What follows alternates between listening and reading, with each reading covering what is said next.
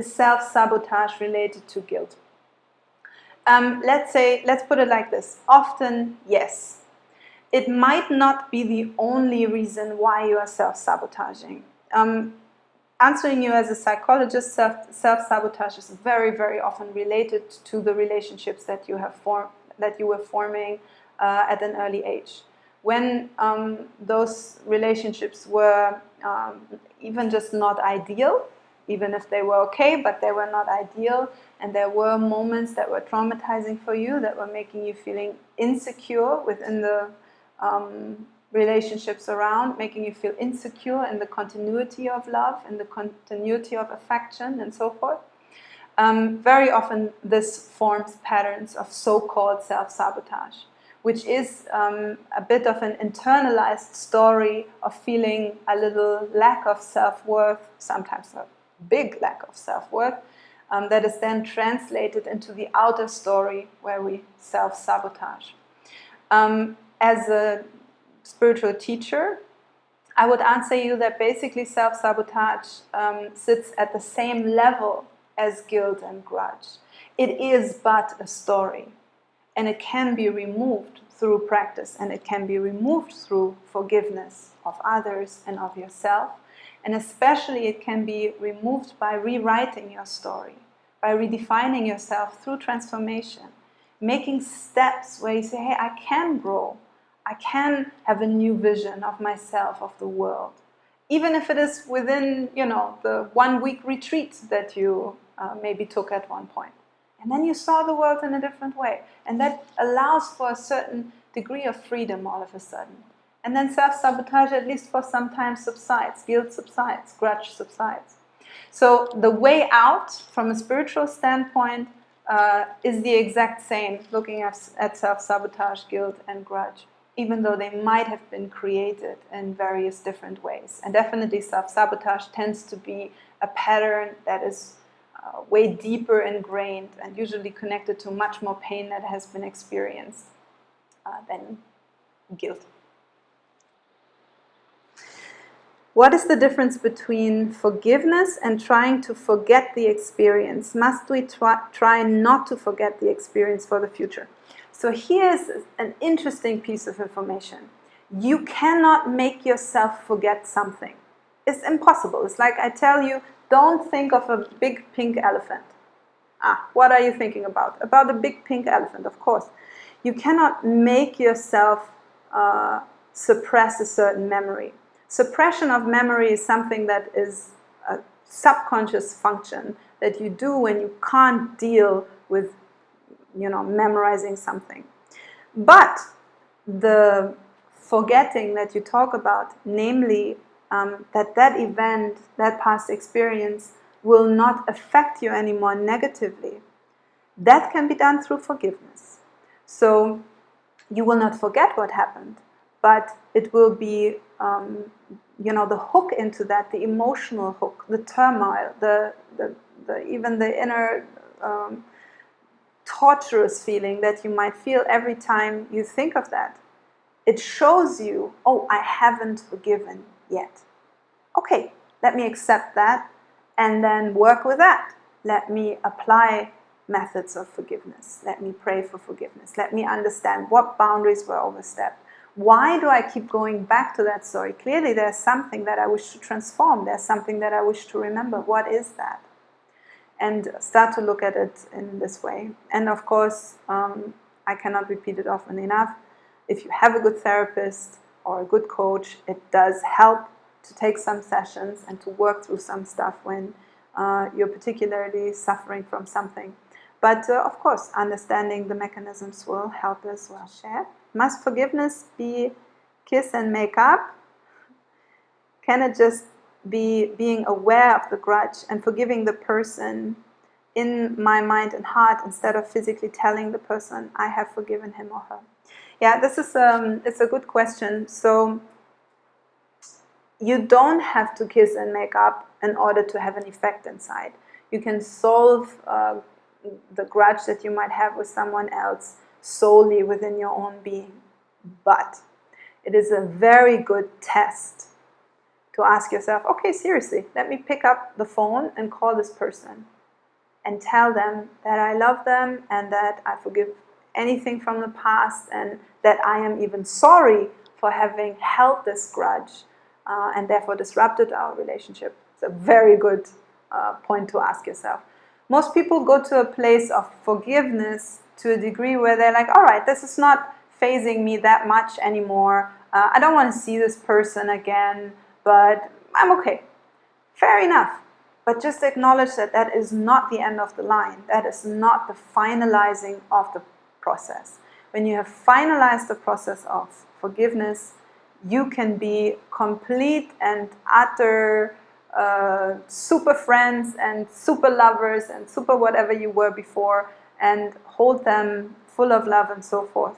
It might be that you don't want to do that, and that's fine. It might be that your relationship has changed, and that is fine. But that will be no longer because of the grudge. Any other questions from the room or from the people? Now is your moment. Yes, please. Yeah, I understand. So just to repeat for you on the mic, basically, Sabotage is asking the process of forgiveness, as we said in the beginning, at a universal level needs to just happen once. You made a mistake over and over again, then you really get the point. You don't have to get the point 100 times. But in this beautiful movie that he recommends, The Shack, it was a moment where somebody had to forgive the serial killer of his daughter, so something pretty heavy. And basically God was speaking to him, suggesting that he would need to forgive over and over and over again to really clear out the anger and the resentment and dismay in his heart. Now, here you see clearly the difference between the universal forgiveness and human forgiveness. Of course, as a yogi or as a tantric, you would gradually aim to go all the way to universal forgiveness, where simply forgiveness is something so ingrained, such an attribute of your heart, of your being, of everything you are, that once you see the shift, once you see the way out, you take it fully. In this case, the universe forgiving us, we make mistakes. We get the point. We stop doing the mistake. Now we are upgraded to a person that doesn't do this mistake. And we would do, as this is something that we aim for in Tantra, to become the same as the universe is, to live in accordance to the universal principles, because that makes us one with the universe. We would have the same attitude. The person comes once and says, all right, that wasn't right. They don't maybe even say, I'm sorry, but they acknowledge, all right, yeah, that was stupid, I'll not do that again. That's it, it's done. You're not returning to stories, you don't need to hear it 100 times when you resonate with universal forgiveness. Until then, the amount of forgiveness that you have inside, the availability of that energy in your inner universe is limited. And then in accordance with that, you might need to repeat that process to sort of oil it enough until the forgiveness becomes complete inside of you. Does that make sense? Any videos, books you can recommend? Well, the New Testament is for sure not wrong.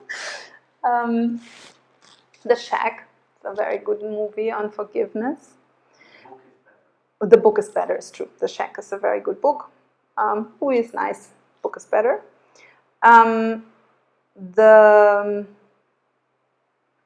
I believe Jakob Lorber speaks about forgiveness. I don't know in which work, but I'm quite sure he speaks about it.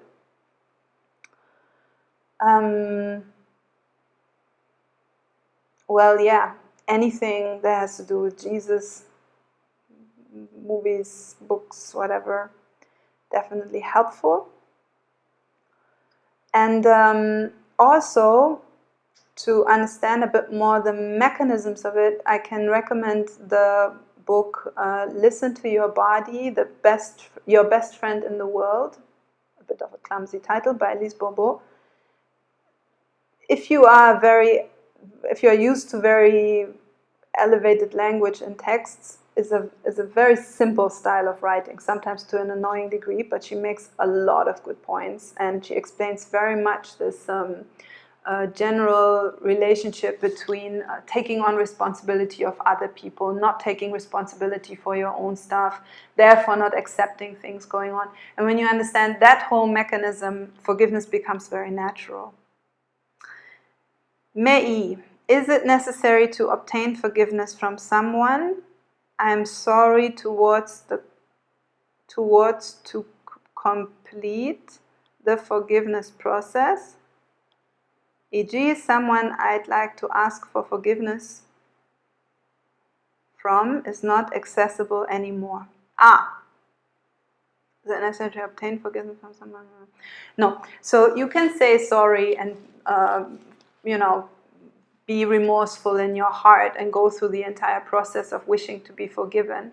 And then even just directing that wish for forgiveness towards a person within your life, even like doesn't matter if they are simply not reachable or if they are dead or whatever might be the circumstance. That will be enough if it is happening as an inner process. If it helps you, you can always resort to memories, to using a picture.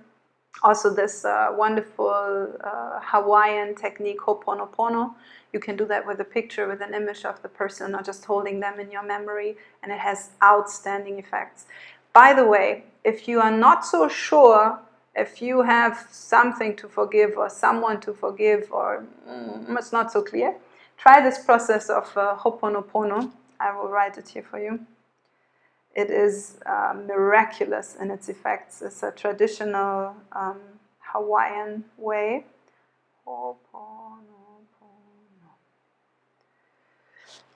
And take a picture of anyone and start doing this process, and you will see if you have something to forgive or not. And you might need to do it for an hour and then notice, whoa, okay, there's still some stuff that I need to clean up. But yeah, you can just do it all by yourself. Sorry, one book recommendation popping into my head just about now. Again, Lise Bourbeau, the book is called, in French, Amour, Amour, Amour, and you have to check what it is called in other languages. It has a whole method of forgiveness that is extremely efficient. It's basically a writing method where you contemplate things you blame for and you reflect, okay, how does that express inside of me? And it's extremely helpful. Yes, very true. The pink book by, it's not the pink book, it's called the Tantric Path of Love or something like this by our wonderful teacher, Gregorian Bivolaru. It has a whole chapter on forgiveness and even a method, super helpful. David Hawkins, Letting Go, The Path to Surrender. Very nice, never read it. The Gift of Forgiveness by Olivier Clerc. Sounds wonderful as well. This is so relevant for me just today. I am realizing how totally afraid I am to relax and feel love, because if I stop whipping myself, then I will not become perfect. My mind understands perfectly, but even after so many years of practice, why still do I carry it in my body so strong? Best asana or meditation to open the nervous system. The reason why you hold this within your body is because you've been doing it probably not just for this life, but probably for many lives before that. And it is an attitude, this whipping ourselves in order to come to a realization is an attitude that we are very much even raised into. Sure, it's not with an actual whip, but there's this continuous pressure of if you don't adjust in accordance with whatever the standard is, there will be a problem. And if you're reading, for example, Nietzsche's works, which now I don't believe is the most spiritual thing you can read, but he's making some very good points about how our society is built on guilt and on sort of keeping us in check in this way. Because how would you build a society, for example, the one that you live in, with a few 100 million people in it? Is nearly impossible. The only way to do that is to impose a moral codex that then you will feel guilty if you're not following it. And then, everybody's in agreement with that. a little bit of a difference in different cultures. If you are Chinese, you will not be you will not be slapped with guilt if you burp and fart in the common areas. But still, there are certain things that we commonly agree upon that are not okay, and that you will therefore implement within your being in order to not make a mistake, in order to not be pushed out of society. You implement guilt. So yeah, we all do carry a good amount of that around inside of us. And of course, the way out is the way into the heart. Forgiveness is a quality that arises from the heart. When we move beyond the story, what does that mean? We move beyond the mind. And what is beyond the mind? The heart. So any asanas that awaken your heart, any meditation that awakens your heart, may that be a love meditation, may that be breathing to your heart, may that be just simply silencing your mind, just going beyond the story, beyond that chatter that continuously stabilizes that story. That will all be very helpful. Cobra Pose. When living in a community, I feel often guilty when not offering help. How can I transform this? So you can ask yourself, well, if you're feeling guilty, maybe you do want to offer help. Or maybe you, what's your reason to feel guilty? Are you afraid that you're going to be pushed out of that community? Are you afraid that people will think of you in a certain way? So there is a certain reason why you're holding that guilt. You're trying to avoid something. You're trying to get a good outcome by holding that guilt. So ask yourself what that is.